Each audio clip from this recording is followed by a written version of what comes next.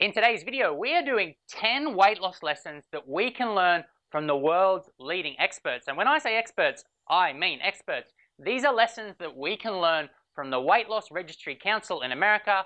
This is 10,000 plus people who have lost an average of 66 pounds and kept it off for 5.5 years. So just to give you some context, I've lost about 50 pounds, kept it off for 3 years. This is what it looks like. That puts me well below average in this group. 10,000 people, fascinating research. We are going to go through them and I'm going to try and smash them out for you in 5 minutes. Make sure you stay till the end because I have a fabulous lesson about what it takes to lose weight and keep it off permanently. Okay, first up, motivation.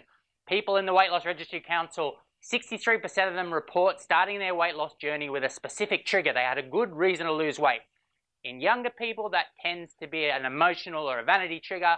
And in older people, it tends to be a health reason. But people who lose weight and keep it off have a very, very good reason for losing weight. And that is what keeps them going in the long run. Number two, they aren't afraid to go it alone. Although there are lots of different ways in which people lose weight, some people use diet books, some people use commercial programs, some people use exercise programs, the most common system that people use to lose this weight, lose this 66 pounds, was actually doing it by themselves. 45% of people reported going it alone. Do not be afraid to do this on your own, because if you do it on your own, you've got some very powerful skills.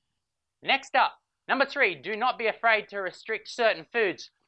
Although half of people in the council, in the registry, reported restricting calories, and about half of people reported restricting portions, the most common restriction reported was restricting food types. 87% of people reported restricting certain food types. So, if you want to cut junk food out of your diet as part of your weight loss, definitely go for that. It's a very sensible thing to do. Next up, number four, they report eating very low calorie diets. Technically low calorie, but quite low calories. And this is kind of surprising in a way, given their weights. But the average female reports consuming about 1,300 calories. The average male reports consuming about 1,700 calories. And these are people who've lost lots of weight and kept it off. So we expect their metabolism to slow down a bit, but that's very little food. And yes, they're probably eating a bit more than that, but still, 1,300 for women, 1,700 for men, keeping that weight off and maintaining that in the long term. Next up, my favorite, walk. Walk more. The single coolest lesson I learned from all this research was that the dominant form of exercise is not strength training, and it is not high intensity intervals, and it is not circuit classes. It is just walking blocks. They tend to expend a lot of energy, but the dominant form of energy expenditure is just walking blocks. And this is amazing, not so much for losing weight, but for keeping it weight off. That has a fabulous evidence base.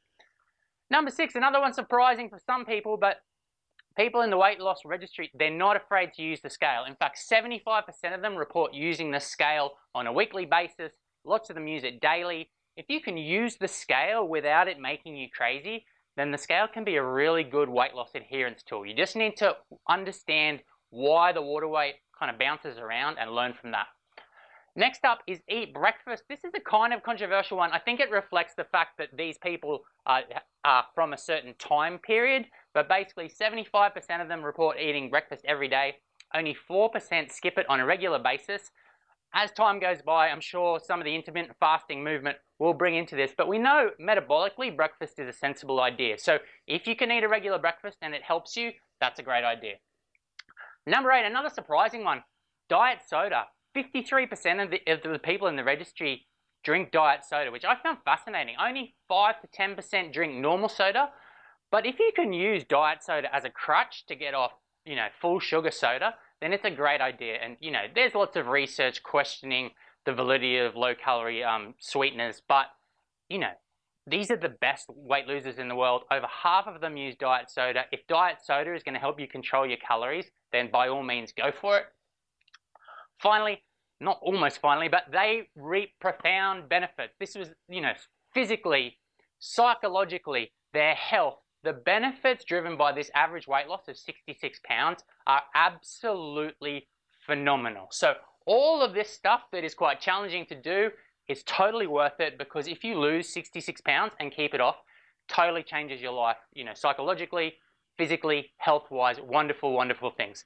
And finally, number 10, the most important lesson is permanent weight loss requires permanent change. If you want to lose weight and keep it off, you need to do some permanent things. That old 500 calorie rule, it's just nonsense.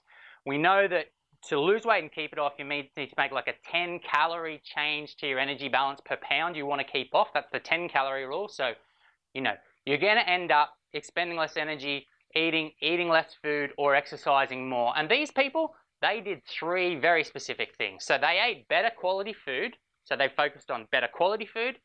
They ate less food, so fewer calories, and they exercised more.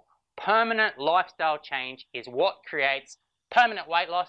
I hope you enjoyed that. If you did, make sure you subscribe to the channel and check out some of our other videos.